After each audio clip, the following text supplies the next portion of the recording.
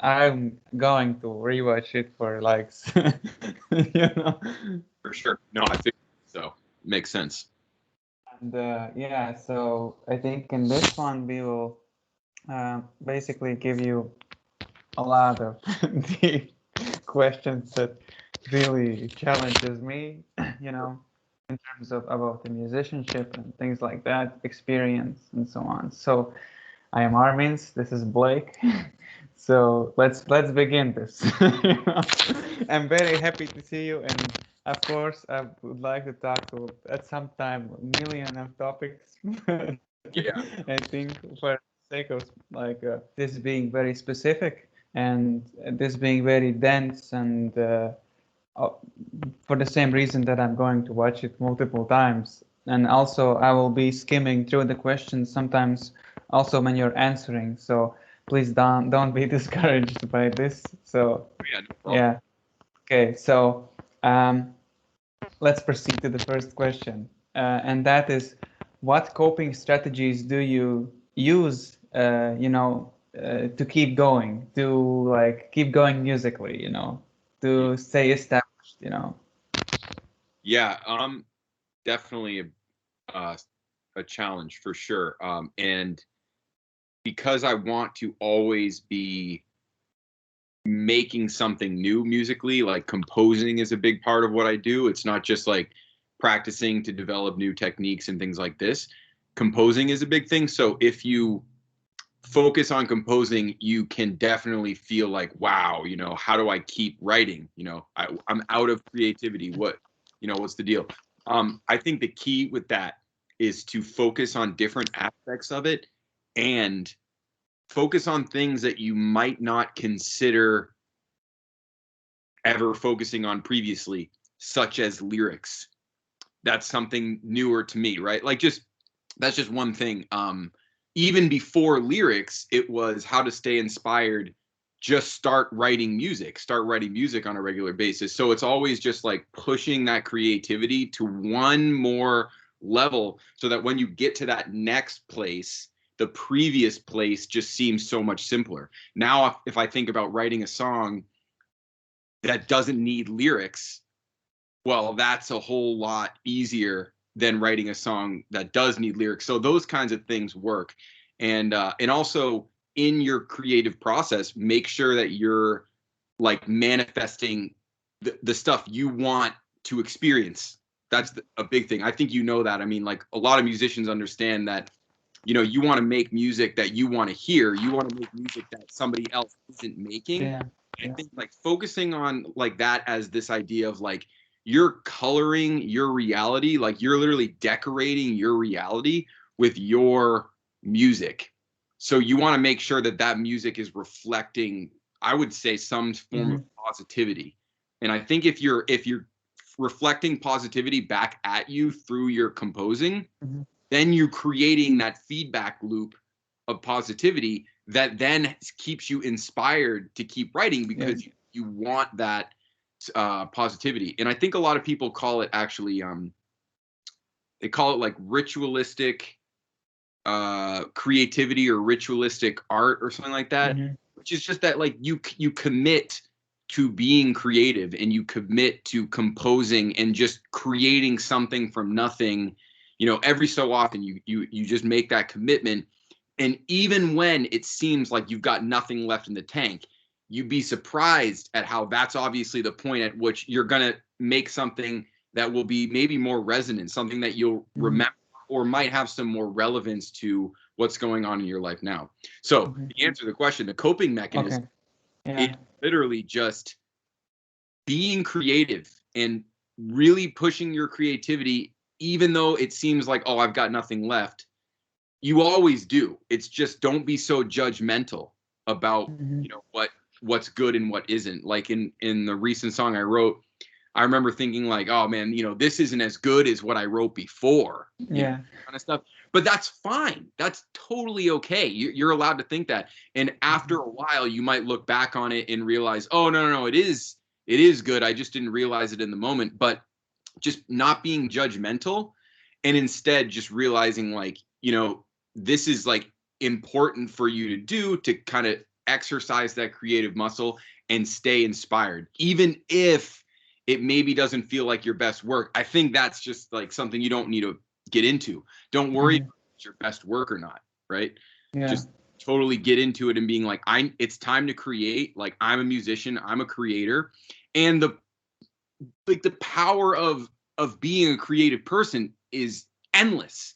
So the other thing is, like, if you are writing and maybe your music or your art isn't meeting you, it's not reaching your expectations, realize that you're exercising that creative muscle that will take you so much farther in the rest of your life beyond just music.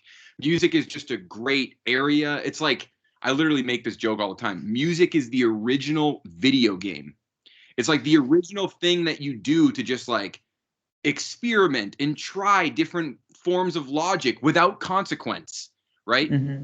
The consequence is like your ego or thinking that you didn't do it as well as you could have done it. That's the consequence, but there's no actual real tangible consequence. And if you can get over the ego aspect, then you start to see that, there really is no rules to this, and you can test different forms of logic, different pathways of logic in music. So yeah. Okay, you first of all, you answered a lot of my questions, but that's okay because I have a lot more. Like, I would dwell in some of these in specific, but that's of course, sure, like always. Okay, so I want to touch upon topics that are very in different areas, so I can get more versatile, so to say, uh, description, from you. And I would like to now focus on how did you start to play guitar, and for this specific question. Yep. I guess I just really, like, from a young age, even before I played music, like before I even thought that I could play music or anything, I was just like, whoa, music looks like fun. I just always thought it looked like fun, like compared to like sports or things. And I like sports and stuff too, but I always just thought music seemed like one of the most fun things ever, And so that's really what got me into it. I was like, I want to like understand this so that I can have fun and stuff. And I always like the idea of like, oh, in music, you get to create things, like you can write songs and things like that. I like that idea. So getting started in music was like, I was chasing after this idea of fun from a young age, just purely fun. It was not about anything other. Like, I wasn't trying to like start the band or anything like that. I was like, if I can understand how to make music, then I'll never be bored ever again. like 7 years old thinking stuff like that. And I'm still thinking that. I'm still here living that example. And so it's really just chase after the fun. And then obviously, like, when you're chasing after fun, you're going to hit brick walls, you hit hard work and things like that.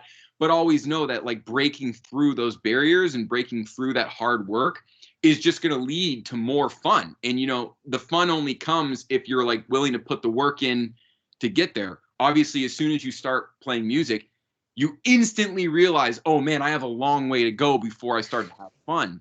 But once you reach that point when you're having fun and you realize how powerful that reward is in the process of learning music, then it's like you're unstoppable, because you know how valuable this stuff is. Like, this can, like literally like satisfy your soul and things like that in a way that almost nothing else can, right? Like in reaching in a spiritual, obviously in a spiritual way, I would say most people who play music, for a passion, maybe they also do it for a living, but if they do it for a passion, they understand this. They understand that like you're reaching, this like spiritual thing. So fun ends up turning into this like theoretically this like transcendental experience. Yeah, for sure. Okay, so now about the struggles of your musical journey, and what would be the first like major struggles that you encountered, some like events or some like mindsets like that continued over a certain like period of time until you dissolve it or something, or even if it's still lurking like here, I would like for you to describe some of these. Totally. I would say the first struggle it for me was rhythm, and just like starting to recognize the power of rhythm, and then realizing that like I needed a mental transformation in order to actually get a grip on rhythm. And as I've like taught music and just like interacted with other musicians, I realized that like this is a common thing for most people. Rhythm is one of these things where it's impossible for you to know how important it is until you understand how it works. And so the struggle for me was just like I didn't understand what the point of rhythm was. Like I could play music the way that I wanted to play music. I can interpret my own rhythms, but I could not communicate with other people. I couldn't communicate my musical ideas with other people because I wasn't expressing them rhythmically. So it took me a long time. I would say like the first like 3 years of playing music to actually get to a point where I felt very comfortable expressing rhythm and also being able to like even just write rhythms down in standard notation. Not saying that everyone needs to do that, but that does help. It helps you to see the grid. It helps you to see like what you're working with, and whether that's writing on standard notation or writing in your DAW on like the piano scroll, it's all the same. It's all the same because it's just the idea of like you see the grid, you see how many pieces can fit in the grid, and then you start to hear like the juxtapositions of rhythms against the grid, you know, against like a backbeat or something else like this. So in the beginning for me, rhythm was definitely a struggle. I remember getting really, really frustrated with about it. And I definitely, the only times I even maybe thought about like quitting music was probably when I was like right up against trying to understand rhythm, and literally like that choice of like, am I going to get over this? Am I going to figure out rhythm? Or am I just going to like never figure this out and literally limit my potential to have fun? And so I realized that I probably would have quit music if I didn't do the work to understand rhythm and like start playing with the metronome and things like this, you know, just simple stuff. Like I would have quit because I'm not really the type of person who would be able to go on playing music if I knew that some aspect of music was closed off to me. So I had to do the work, and it was very frustrating. And I remember you just feel like you're dumb or things like this, right? You know what I mean? Like when you're when you're just like struggling to master a concept that is very definitive, you know, it's like at one point you can't describe rhythm to somebody, and at the next point you can, and just like not giving up until you get through that barrier was huge. So yeah, rhythm was the first struggle, 100%, and it was a big one. Okay, yeah. So, do you have like any like jealousy or enmity stories or things like that that you would like to share? Like, for sure, man. I mean, yeah, like I was always like pretty like competitive, I guess, in music, especially in high school. Because there was all kinds of there was a lot of like competition and things like that, which is just like looking back, like that's kind of strange that they would do that to kids, like put them in competition for music. But I was in all that, and yeah, I had all kinds of jealousy and all this kind of stuff, and it was good in the sense that it made me definitely work hard to reach, to be competitive, I guess. But ultimately, yeah, like it leads to what it leads to is this idea of you're comparing yourself to other people, and that kills everything. That just kills your creativity, that kills your inspiration, because now you're trying to like make your unique self like something that's not you, like something that's outside of you. So for me, that jealousy and things like that really like put a block on my creativity. And I didn't really realize that pattern, like that whole situation. Like every time I'm jealous of somebody, I'm no longer creative. Very simple thing to realize. And as soon as I realized it, that's when I started doing that, because I realized that in the same way that you get that feedback loop when you compose and you're creating, you do your creativity, you get that feedback loop that inspires you to be creative. The exact opposite happens when you're comparing your own abilities or creativity to somebody else's. You no longer have the context to just open your mind to what you're thinking, like what you're intuitively thinking. So I would say the most recent, like, dealing with that kind of jealousy sort of thing was probably maybe like 3 years ago, before I was composing a lot. And and you might remember this. Don't you remember, like, it's the internet, maybe it's still like this and I just ignore it now, but there was like a moment there where like the guitar internet thing was like out of control. Like people were just like posting just constant videos of just like ridiculous technical stuff. And just every time you went on the internet, you like on YouTube or on Instagram, it was just like an onslaught of like technical. Do you mean like 4 years back or something like three or something?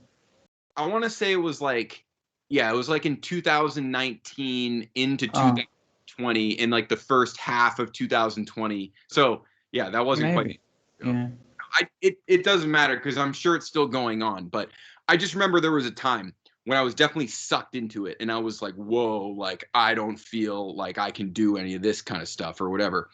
And I remember just instantly feeling like I had nothing to offer. Right, I had nothing to offer, like nothing worth posting and stuff. But then I remembered this is the time when you must like focus on your own creativity, like your own creative problem solving methods. That's what music's all about, right? It's like, it's not about like having the best technique ever so you can shred as hard as this other person. It's way more about creative problem solving so that you can execute these ideas efficiently.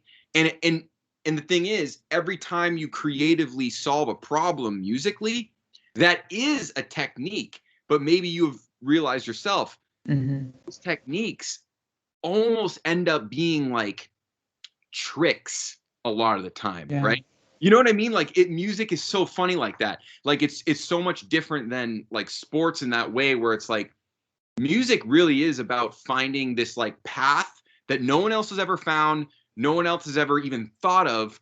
But when they hear it, they understand it, and they realize there might be some trickery to it. There's something clever about it. So as soon as I started orienting my mind to that way of thinking and orienting it just to being like thinking of like these pathways or these tricks or things like that, that's when I started, you know, kind of forgetting about jealousy and forgetting about competitiveness, because I realized that like, even if somebody is thinking about, you know, creative problem solving and they're writing music through this lens of creative problem solving, the odds of them thinking of the same situation as me, it's like impossible, right? It just like doesn't work that way. That's like the beauty of being a human.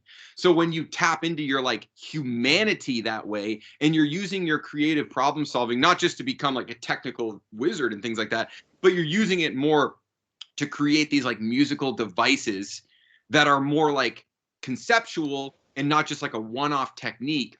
Well, then at that point, you start to realize like, you know, the sky's the limit. Like that kind of creativity goes so much farther than, you know, working on a technique to play this like one lick. You know, and I know people do that for sure. And there is value in that, especially like, you know, composing on an album.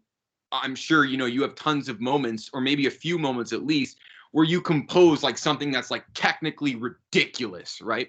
And you have that.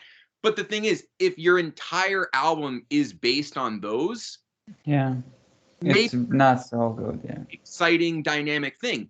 But I'm not saying that it's you want to forget about that like technical stuff altogether. It's more just like channel that and realize that that is like, there's a time and a place for that. Like, okay, here's my moment, right, where I'm gonna do like my unique technical thing.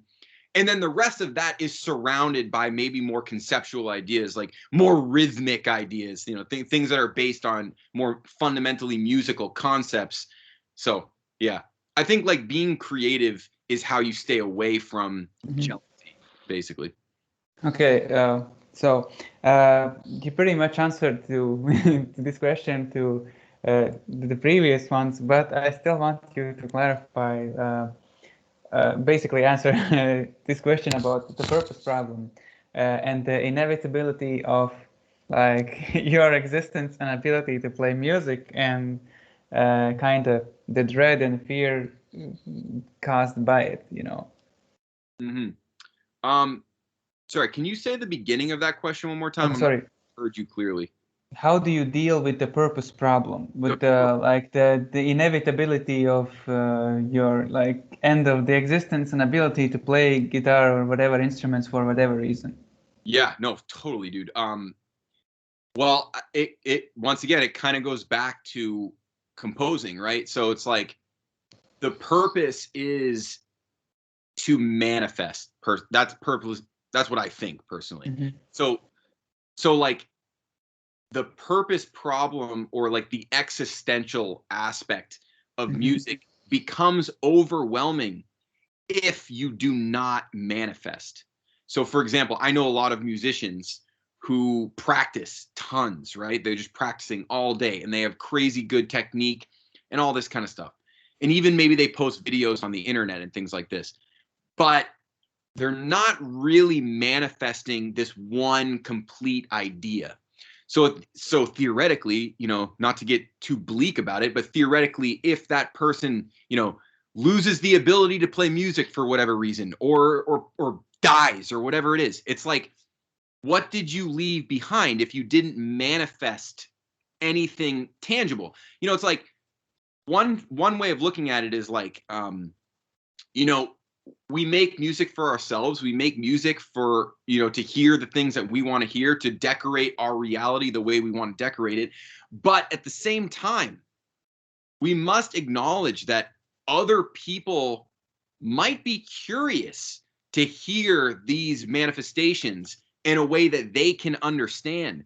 So when I'm composing, to stay away from this like existential, you know, fear of maybe purposelessness in that composing, right, is just to realize that like at the very least, I have left all of these songs that are complete coherent messages that somebody may or may not stumble upon and be able to make sense of them. Because in the process of making music, I was making it in such a way that I wanted to communicate something. I was trying to communicate something, you know, something that I needed personally to hear for sure, but also something that I hope is clear enough for somebody else to hear if they needed to hear it.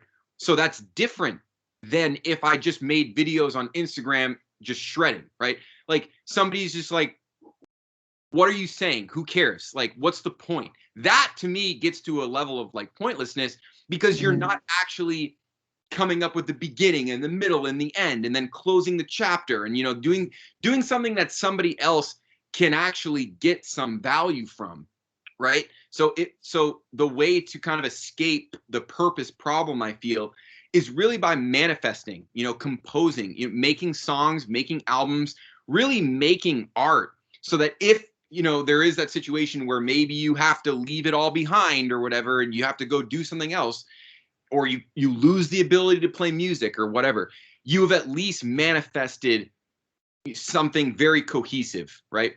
Not just a bunch of technical things that are just like like specific to music, but you've used music to manifest these bigger concepts, you know, like just whatever it is, you know, human concepts. I understand what you mean, but it's hard to explain in words, you know. Yeah. It's kind of tasting somebody else's essence, so to say. Sorry. I was gonna say, if I can clarify it better, I want to, but I'm not sure if I can clarify it better. You know, I just emphasize that manifesting. That's my emphasis point. I think a lot of the danger that musicians fall into, and the reason why they have, you know, existential crises in music, is very common, right? Because the average musician is like, you know, it's like they're thinking to themselves, you know, what's the point? I'm never going to be famous. No one's ever going to hear my music, blah, blah, blah, all this kind of stuff. You know, that's one way to look at it. Like, who don't do that, obviously. But I'm saying that even if you know, that's like a temptation, and you know, people fall into this. The answer to that is compose, and don't expect anything to happen. Just compose, just manifest, you know, like just put your art out there, and then at the very least you're leaving some message, some legacy. And then even if nothing ever happens with that, at least it's there. At least you did your part. You put it out there. If the universe answers the call, great. You're ready. You're prepared. You did your homework. As opposed to if you just, you know, sit around practicing technique all day and never actually put pen to paper, never actually hit record, what have you done? What legacy have you left? And on either side of that equation, you know, you have about the same odds of, you know, making a living at music or whatever, or getting the opportunity to play with some people who are more famous than you or whatever. You know, either way, that opportunity exists, but it's not something I'm just like anybody should just sit around and hold out for and wait for. Instead, get to work, you know, start composing. Everybody has a creative voice. And if you can tap into that creative voice, you are a very empowered individual. And the more you do that, the easier it becomes, the more empowered you become, the less, you know, jealousy and pettiness I will understand. Yeah. creep up on you. Like there's a big power in manifesting your creativity. It is. And I think all the time actually about people who like have great ideas. You know, think about all the people who walk around all day long and they have great ideas, but never do anything with those ideas. That is a sad state of affairs, in my opinion, because at that point, it's like you don't even have proof that you ever thought of anything. You know what I'm saying? Yeah. So that kind of leads into like a whole like schizophrenic sort of situation. So the other thing that's great about composing is like, dude, this is good for your sanity. It's like you're documenting your ideas in a way that like they're just there for you to take, and not just musically, but also lyrically, but also in the sense that I've already done this many times, you know, in all the songs I've written, I've taken those songs, adapted them, and turned them into new songs. So it's just like all those riffs that I've come up with, all those This is like my idea also. Yeah, it so resonates so much. It's great to do, and don't limit the potential of your song because, you know, you're like, oh, like this song is complete. Yes, on one hand, it is complete. You've manifested a complete song. That's great. But also stay open to the fact that that riff or that lyric might come back to you later, and you might hear it in another way that will be very useful. And I'm sitting here to tell you that is literally the story of my life right now. All of the songs that I've written over the past 2 years, of all, like, you know, there's like almost like 100 of them or something like that. Of all of those songs, the album that we're going to be recording in November, the next Gas Station album, all of the songs on that Gas Station album are literally like Permutations. Yeah. Frankenstein permutations of all those songs. So right there, it's like, dude, that's a huge thing. For me to see it happening in my own life, I would encourage everybody to kind of think of like, okay, just write a song. It doesn't matter if it's your best song ever. If you have a riff idea, even if it's just one riff, manifest that, because it add context to it. I agree. It likely will come, because if it already was powerful enough for you to feel like that urge to write it, then it's like it's important on some level. And then just be open to the relevance of it later, maybe in another song, maybe another album, whatever, you know. So okay, so another thing that I would like to get into more like practical stuff for like somebody who is a beginner, for example, I didn't know anything about music and guitar and so on, and suppose I wanted to play guitar, you know, and I'm like a blank page, and you know, where do I start, you know? Yeah, if you have the patience, I would recommend starting with really simple things on the instrument that are basically rooted in rhythm.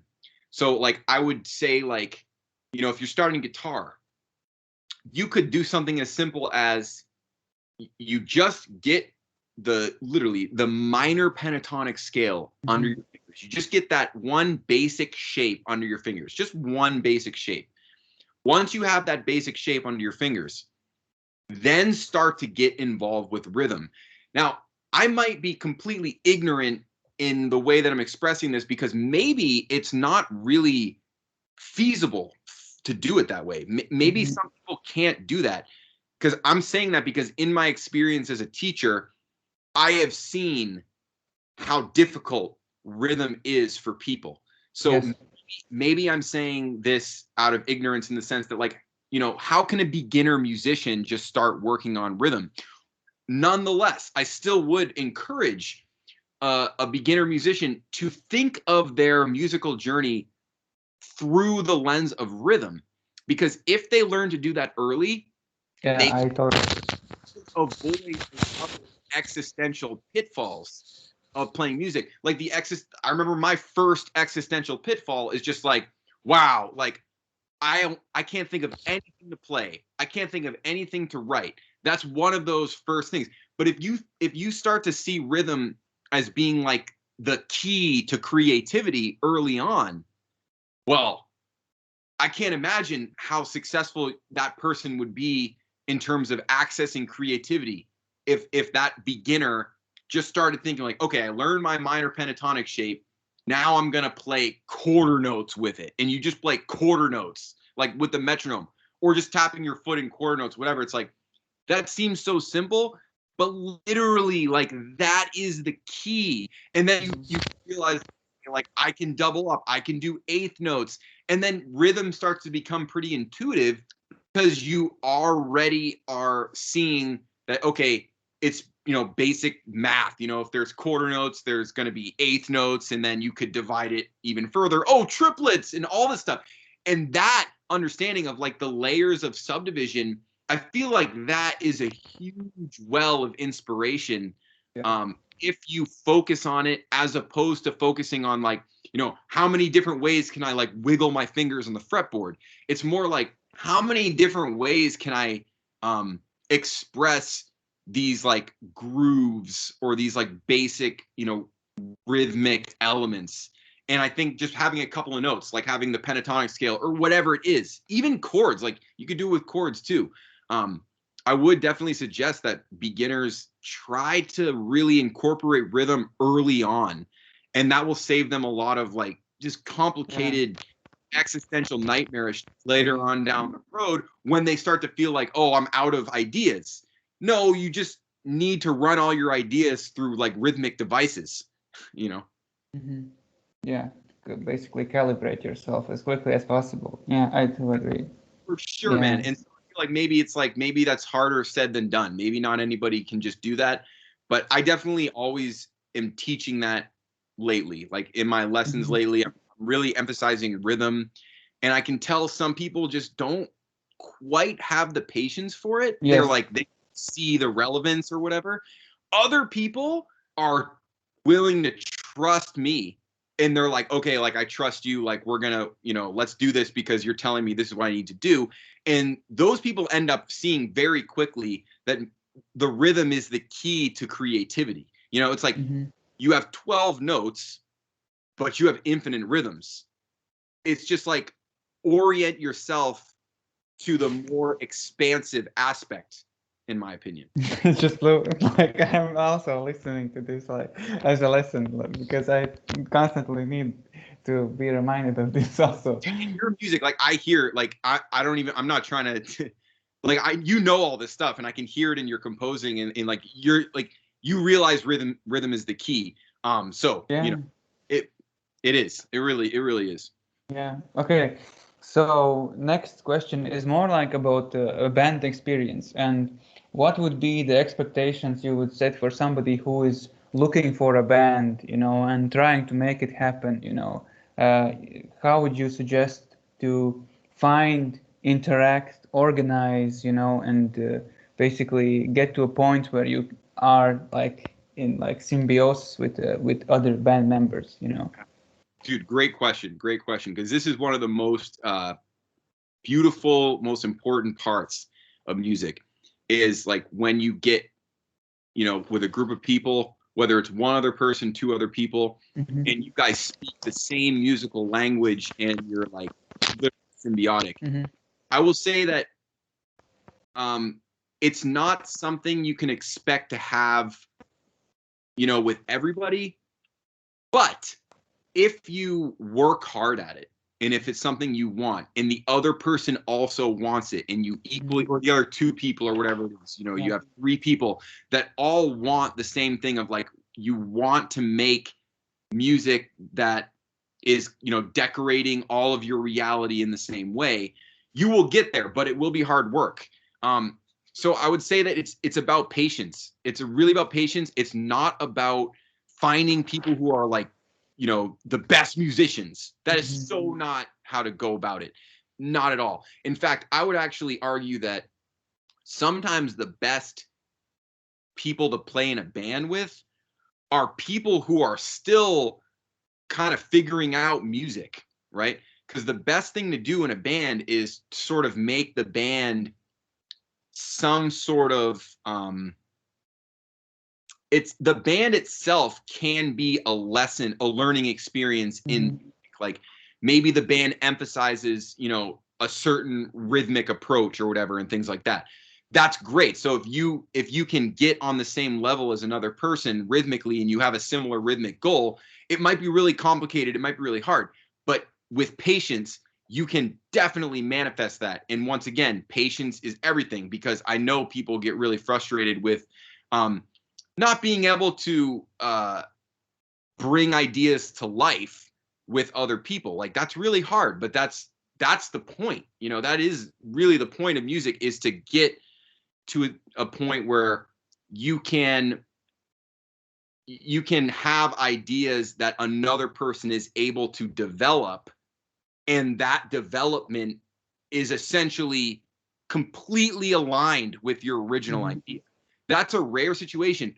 But I would say that if you have the patience, and literally, if you have a friend, like if you have a friend who plays music and you just have like any type of like bond with patience and that bond, I literally will tell you that anything is possible.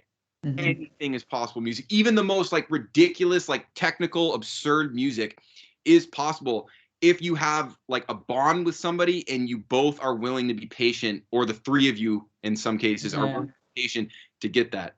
I have one guy, but he's pretty slow. But yeah. Here, okay, let me tell you about with that. So in my band, I am the slow person. The two other guys in my band are extremely patient for me to get what they're trying to do. So check out this process, dude. This is kind of ridiculous. So I wrote all those songs. I always got songs that I'm writing. So the other two guys in my band, they go through the songs and they pick certain things that they want to develop. So as they develop those, they are actually introducing my own ideas back to me from another perspective. That's literally what's been going on for the past, almost 2 years now. And that surprisingly is very difficult. It's actually extremely difficult for me to make sense of what they're trying to express. Like, it's just hard. It takes practice. It takes time. It takes patience. So in my situation, those other two guys in my band would definitely say, yeah, Blake is slow. Like, he's slow. We have to be really patient with him to get this, get these rhythms, get these ideas. But the beauty is, they know that if they're patient, we're going to reach the goal. So that's a trust thing. So in your situation, I would say, if you think that you can trust this person to figure out what you're trying to express, then you have to be patient and be willing to be as patient as it takes. Never rush, never get frustrated, never think like, oh, he'll never get it. No, definitely anybody can learn anything. That's what's great about music. Music reveals that with the right amount of patience and the right amount of I guess encouragement. But no, it's not really encouragement. It's just it's like that mutual respect. Mm-hmm. but not in a traditional sense. I don't mean mutual respect as in like, oh, this guy is as good as a musician as me. No, not like that. It's way more like mutual human respect. Like, Mm-hmm. you can understand that another person is not at your musical level, doesn't have your like musical understanding, but has a desire to get there. Then as a human, you can be patient and just let this person get there and realize like what's more important, what's more powerful than this Mm-hmm. person having this huge musical transformation, this evolution in real time through music. What is more valuable than that experience, you know so I think realizing all of those things can help you be patient. And I would just, in general, I would just encourage anybody who's in that situation where they're playing with another musician who they think is slow or whatever. I would say, like, man, be patient, never get frustrated.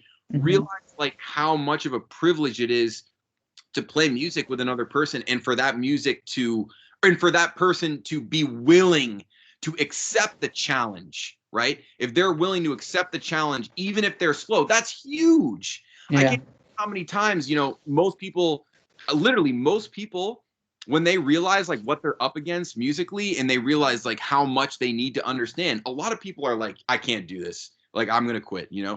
So if you find a person who is willing to go all the way, even in the midst of a struggle, that is a special person.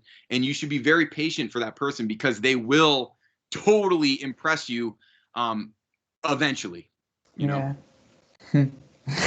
That's very, yeah, I might have reconsidered. Yeah, that's actually a good point Yeah, I mean, because, it's like I don't know the situation, your specific situation, but I'm telling you, in my situation, the one thing I've learned recently is that patience from your friends, like your friends not getting frustrated with you and just letting you figure this out and encouraging you and just showing you, nope, not that way, this way, like it's all good. And I think it's rare because most people have egos, right? Like hmm everybody has an ego. So the thing is oftentimes if you start to get critical of somebody and you're saying like, oh, like, nope, it's not this way, it's this way, a lot of time a person might feel like insulted or whatever. They hmm might feel like just, I don't know, uncomfortable or whatever. yeah, So another key there, once again, music is all about like no ego. You can't have an ego.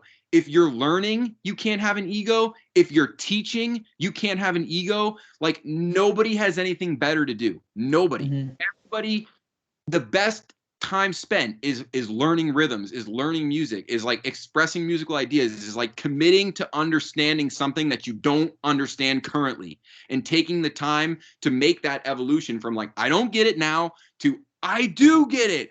Oh, that's huge. Like that's huge stuff. And I think letting go of your ego is the actual key. And if I didn't let go of my ego in my band, because it's, dude, think about it. It's my own band, right? It's my own band. And like I'm feeling like, what the hell? I don't even know what's going on anymore. Like, I can't even do this. And they're just like, no, dude, like, you can do this. You can do this. Just be patient with yourself. And I'm remembering I need to be patient with myself. I don't need to have a big ego to like be like, oh, I should understand this already. No, if I don't hmm understand it already, then the only frustration is the fact that like I think I'm, failing or letting myself down. That's all ego crap. Like, let go of all that stuff, be willing to take direction from other people, because that's what's great about music is like listening to other people's critiques back to you. That's everything. That's the most valuable aspect there is in music, in my opinion. So if you have an ego, you often will be deaf to that, right? You're not going to be able to hear that stuff. So having just being open to other people's criticism is the key to evolving in music, definitely. So the hmm ego really does get in the way. Okay, so okay, next question about there is something when you are like intermediate, not necessarily a beginner, but you really start to explore your musicality. Mm-hmm. And for example, in my case, you will touch very niche genres, Mm-hmm. and really, in spite of inability to write something always, or basically, you will spend time sucking a lot. basically, Yeah. like being really bad, Yeah. and not really, knowing what to do and being frustrated. And on top of that, there will be a value problem depending on your age, and I would also like to hear your like non-musical coping strategies, and some of course, if you would like, but then you will be repeating yourself, but maybe you will highlight some other, No, that's you okay. know, I don't yeah. think I'll necessarily be repeating myself, Mhm. but just to be clear, you're saying like, what do I do outside of music to? No, I mean more like, for example, you want to do something in life, that being music, for example, Yeah. and now you have the this position in society, and like I want to do this full time or something. I Right. want to do this all in my free time. I want to strategize my life, like eat for it, like whatever time I have and so on. So you will have this insecurity, or that is fueled by your environment, by people around you, Yep. especially if you don't know how to do things, and like especially if you're intermediate, beginning and so on, and you don't have this self agenda, so what would you advise, like not just like musically, but for them to bear and hang on, like? Yeah. Well, I mean, this seems like so generic in a way, but it's really true, and I've learned this to be extremely true in the past couple years. Is like have some relationship with nature. Hmm. That seems so basic and generic, but it Yeah, really I don't think it's that obvious, actually, but okay. yeah. Yeah. Yeah. So for me, what that translates to is like I have a few different like nature spots that I can go to in my city, like near, not terribly far from my home, and just spending time in those areas and like trying to almost just like get away from your own musical identity, but also the musical identity of like everything, right? Because like part of your question for me at least ties into, yeah, like there's like that jealousy and that existential part that kind of comes in, and that can be um because you're just oversaturated with the internet, like welcome to the future where the internet is just there, and it's like this presence where it can get discouraging because you don't see your place in it. So when I say like having a relationship with nature, I just mean like that's where you go to like find your own identity. Like you hear your own voice, like you hear your spirit or whatever talking to you when you are Mhm. out in nature. So that if you're in touch with that, now I'm getting like, what is this, like metaphysical? But if you're in It's touch, okay. then I feel like any of the issues you might have in terms of, um, I don't know, feeling valuable, like, For example, like, I have this in this age. Somebody comes and actually a lot of people will come and tell me, you should do this and this in your life, have like this, like house, car, like this profession, wife, etc. right, right. And this will burn each and every one of these people who want to be, for example, really artistic or whatever. Right, right. Well, geez, I mean, I would say that all of that is like this weird thing where it's like you're trying to be as good as somebody else or whatever, or do what Hmm. they did to prove that you are what this all this crap. Oh man, this is like such a bigger question too because it's like, whoa, Yes. we are so like all It's shackled, so to say, in yeah, like. like we're shackled by like the expectations of what our life is supposed to be and things Mhm. like that. So literally, man, like literally it really truly does come back to like having a relationship with nature and stuff. And actually like realizing that the reason we all have this anxiety of like, I need to be this and get that and reach this level. I do think that's the dark side of the internet and having this like interactive communication system always sort of just there. It's just always there. So when you get out in nature and you realize how the universe functions completely independently of that, then you start to realize that all of those expectations of, get a house, make sure you're successful and things, that is literally just like an illusion that honestly, like, it's designed to stifle your creativity, because that goes back to my original point, which was that jealousy and this kind of stuff, it just squashes your creativity. So like, I believe that creativity is the key to is to overcoming any type of existential struggles that a person has, right? Because if you're tapped into creativity, you theoretically can be creative and overcome your own discomfort in your human experience by being creative and thinking about different ways to not feel like a inferior or whatever. It's just like, it's all about the way that you look at the world. So, man, when it comes to like people who are like trying to tell you how to live your life or whatever, it's just like, oh man, what do they know about you? Like, what does the internet know about us? I mean, besides like the whole like AI stalking us and things like that. But in general, it's just like we have to have our own like, we have to be in touch with our own like essential identity. And so going into nature and really like listening to that and paying attention to that can like protect you from the onslaught of expectation from the internet, which it applies to music, but it also applies to life in a bigger way. But I think music is great because it can teach you, okay, here's a place to start where you can start thinking outside the box. You can start testing your creativity in this way. As soon as you start to see like the way that works in the parameter of music, then it starts to apply to other parts of your life. That's when you start to feel protected from the energies that you get from the internet, right? I hope that makes sense.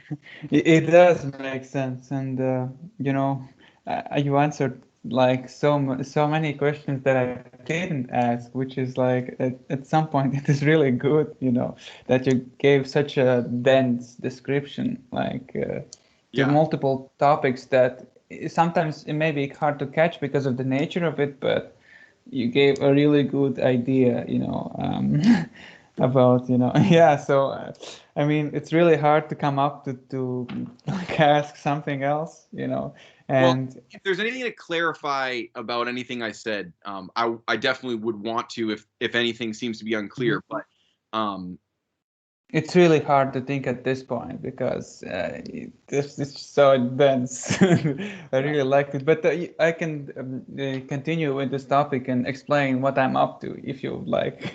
Sure,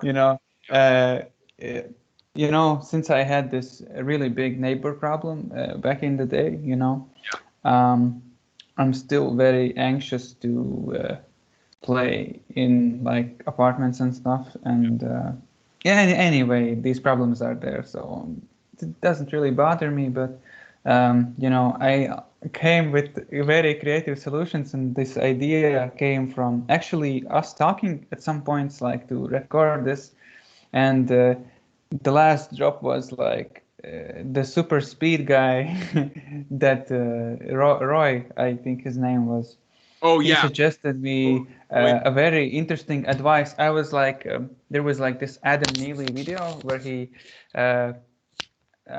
tested what he can learn without bass, like with no, like and he practiced in his on his forearm, like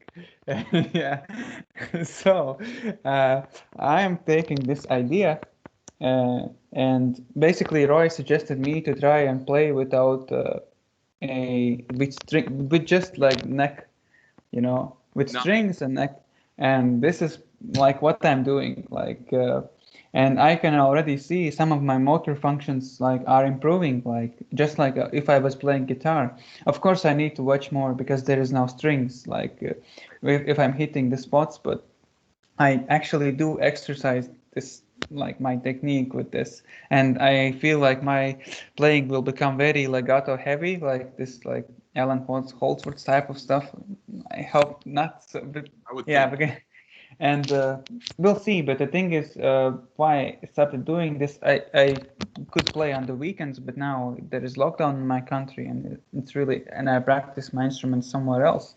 So it's really very gray area to go and practice there. But it's now for a month. We'll see how it goes. But I have like loads of stuff to do, and maybe if this is a good time since I finished my EP, and I'm very happy about it. You know, of course there was already some new ideas I was recording and stuff, but it's okay, you know. And also I had this very like significant burnout that I needed to change some parameters so I don't sound the same. For me, it's very important that I have enough variation, you know, and I haven't even explored like I don't know what would be the percentage of it, but I haven't explored a lot of what I actually can do, like you know. So and it's like ongoing thing. No, I And can if tell I like how much it's actually mind blowing to me. I will say, just I'll emphasize the fact that like, dude, your musical evolution is insane, dude. I don't even think I can think of anyone who comes to mind who's just like literally overhauled everything and still stayed true to like the essence of your Mhm. humanity. Because you know, like I still hear like your original expression, you know, from the very beginning, but now it's so big and strong, and it's just like you've created a situation where now people are gonna understand the same things that you're understanding by listening to the music. That's what I mean by composing. It's not like obviously not all the technical things, but the feeling of it is so clear because of how much time you kind of figured out how to manifest whatever it is that's inside your head, like your uniqueness. And it's staggering. And actually do this is funny. There's one person I know who reminds me of the way that you've evolved musically. And I think it's somebody that you know from the internet. Do you know that person, Melican Pelican? Yeah, yeah, that, yeah, yeah. Well, she's a songwriter that I write. Mhm. She writes songs in the same like collective of songwriting people. And she's one of those people who's completely evolved, but it's still the essence of like her expression, but it's completely evolved in this big monster. And I think it's really rare actually, because in the rest of my life, like in the jazz world and stuff, you know Mhm. what's happening is people become great musicians and they learn how to, you know, play great solos and things like that, but their identity sort of goes away and they end up Mhm. sounding like, you know, whoever it is they're trying to sound like, Charlie Parker or something Mhm. like that, you know. So I think it's really encouraging for anybody to realize that you definitely will not be giving up your musical identity and your musical expression by taking on that practice journey, Yeah. just like learning and extrapolating and I exploring. can explain you the idea. It's basically like I kind of never learn until this point. I never learned like really complicated lead parts, you know, and I always tend to improvise it until I get a good take. Mhm. And now I just think I will just refine it. I will just, do this, learn some licks with MuseScore, like without the strings, and try to practice like ear training and things like that. And basically, the idea would be that I would come and I would already know the licks mechanically, and that is just to feed the machine. So I will do the same thing, like more improvised leads and stuff like that. Maybe I'll try other approaches as well, but this would make it like more scary. And definitely, it's like also not just technicality, but always aiming for variation, like always, and like uh, getting into more subtleties of like how can I make this part, and maybe I can cut it so it have a different feeling or different color, yeah. So you're a perfect example of somebody, you're taking the time to explore the possibilities. You're not in a rush. Your patience is ultimately what causes your evolution, right? It's like I the would say so, yeah. it's the perfect I don't know, man, one of those like inverted relationships where it's just like the one thing you need to do to get better is be patient and not rush. It's like you're definitely not going to you're not going to evolve if you're trying to evolve. You're only going to evolve if you're taking time to explore the possibilities. And I feel like your album is like, well, you know, you send me those tracks, man. I mean, like, dude, oh man, I just felt like it was like, holy hell, dude. You literally like For went me, all the way in the cave and you just spent as much time as you needed to and you got everything you needed before leaving. Most people just don't have the patience. That's what I always say that word patience because I feel like it's lacking. Patience is like the missing key of everybody's like musical journey. They're like, why can't I get better? It's because you're not just sitting there being patient, like exploring everything that needs to be explored. That's the real key, you know? and the thing is, it's like the problem with exploring is like you get into such a black hole because what I did some crazy variables. Like I had this 8 string that I tuned like very low, and I had like some kind of whole tone polychord, and it was microtonal, and I was having a really hard time to compose parts and improvise solos, but I just like did it, and basically, and unique to my circumstance that I was not able to compose for some reasons, like for my frustrations and the neighbor problem and so on. It just happened that I already had like the vocabulary to just like put it into something and just let it go. But for now, I also want to take more time to get more like different sounds. So yeah. Time is the key, right? So one thing you can always do is like if you are very interested in music and you feel like it's important for you to keep developing these and keep making variations on all of your ideas, it's like, well, then at least you have some way you can orient your life so that ultimately you're set up to do this and you're set up to be creative and you have the time to do this. And I also want to mention one point, like upon listening to this, of course, John made a lot of, like he wrote the drums, like of course not completely, but like maybe 60% of them, like or maybe even more. He wrote like these drums, and he added synths and so on, and yeah, the final product is completely something else, you know, and. I was having this like sensory fatigue. I was just listening to it so many times, and I couldn't think of anything like if it's good or bad or just like yeah.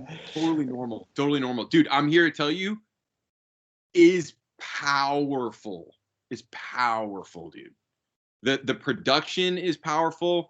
The musical ideas are powerful. It's an overall very impactful experience listening to it, and I think I'll definitely encourage everybody I know to listen to it, obviously, because it's. And but the thing is like it's started thanks to you and like yeah, because these 8 to 10 lessons we had, like it was very impactful.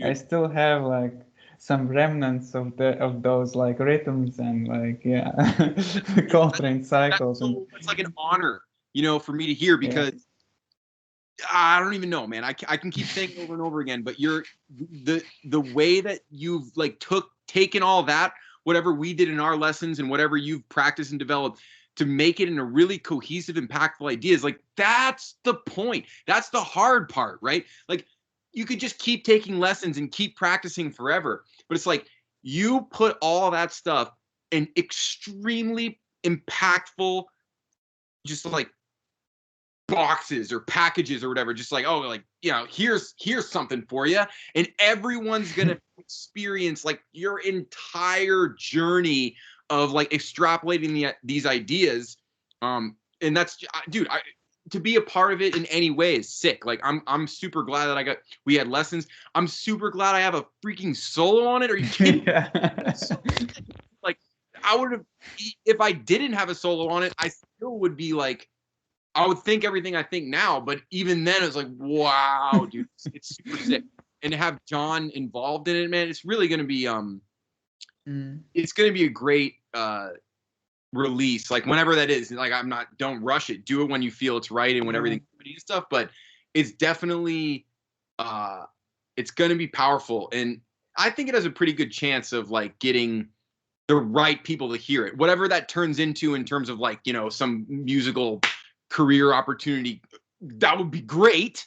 And I personally, I'm not hopeful for it, but you know, I'm just getting in this like situation where I'm stable, and I'm just trying to like become like independent analyst in my company that I work in, and just you know, strategize for more spend time with music, and dude, that's pretty much it. Because I feel like you've already, with this recordings that you've already made, you've already established something that you can literally keep building on for the rest of your life as long as you want to do it. Yes, and the thing is, I will, based on my situation, I would like to create some introduction microtonality and things like that, like lessons and things like that. So yeah. You got a lot of headroom there, but it's pretty exciting. And I just think one thing I would say is that you have every right to be hopeful that something, you know, happens, you know, career-wise with this album. You have every right to be hopeful of that